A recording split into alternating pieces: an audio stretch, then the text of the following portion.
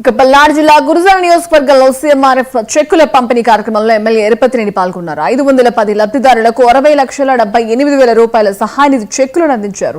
ఇప్పటి వరకు తమ ప్రభుత్వం 4,98,000 రూపాయల సహాయ నిధి చెక్కులు అందించిందని ఎమ్మెల్యే అన్నారు. ఇక గడిచిన 5 ఏళ్లలో వైసీపీ ప్రభుత్వం కనీసం 2 కోట్ల రూపాయలు కూడా సహాయ నిధి అందించలేదని విమర్శించారు. ఇక ఈ సహాయ నిధి ద్వారా ఎంతో మంది లబ్ధి పొందుతున్నారని, పార్టీలకు అతీతంగా సంక్షేమం అందిస్తున్నామని చెప్పారు.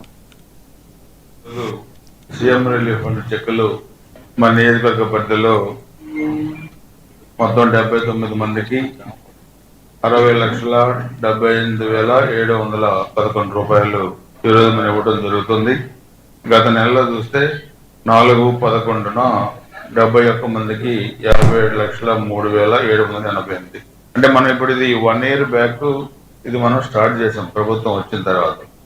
ఇప్పుడు ఖచ్చితంగా 1 ఇయర్లో మొత్తం 5 కోట్ల రూపాయలు మొత్తం మన నియోజకవర్గంలోకి ఇచ్చాం. అంటే దాదాపుగా నెలకి 50 లక్షల రూపాయల చొప్పున మన నియోజకవర్గంలో ఈ ముఖ్యమంత్రి సహాయ నిధి నుంచి కూడా పేద వర్గాలకి హెల్త్ ఇష్యూస్లో మనం ఆపరేషన్స్ కానీ ఇవన్నీ కూడా మనం ఇవ్వడం జరుగుతుంది. ఇదొక రికార్డ్.